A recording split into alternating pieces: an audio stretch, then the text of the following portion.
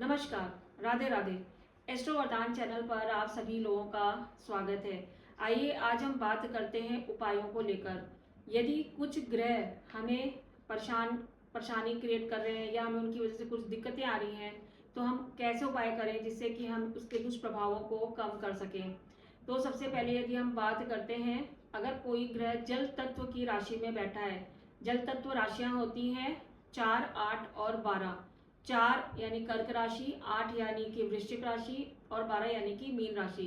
इसमें बैठे ग्रहों की वजह से अगर हमें कुछ दिक्कतें आ रही हैं, तो उस ग्रह से संबंधित चीजों को या वस्तुओं को हम जल में प्रवाहित करके उससे हम दुष्प्रभाव को कम कर सकते हैं।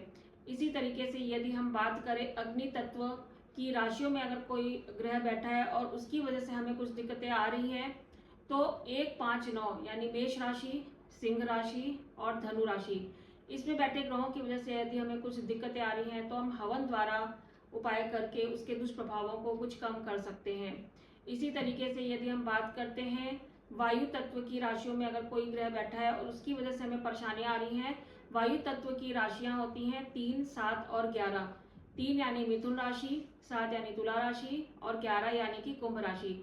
इसमें बैठे ग्रहों की वजह से यदि हमें कुछ दिक्कतें आ रही हैं, तो उस ग्रहों से संबंधित ग्रहों का मंत्र जाप करके हम उसके दुष्प्रभावों को कुछ कम कर सकते हैं।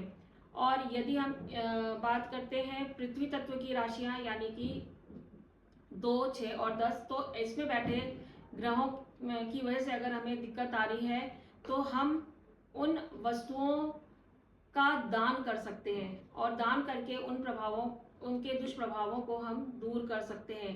यानी कि अगर हम बात करते हैं दूसरा, वृषभ राशि में बैठे हुए ग्रह या कन्या राशि में बैठे हुए ग्रह या मकर राशि में बैठे हुए ग्रह, यानी इन राशियों में बैठे ग्रहों की वजह से अगर हमें दिक्कत आ रही है, तो हम उन वस्तुओं का दान करें। राधे राधे।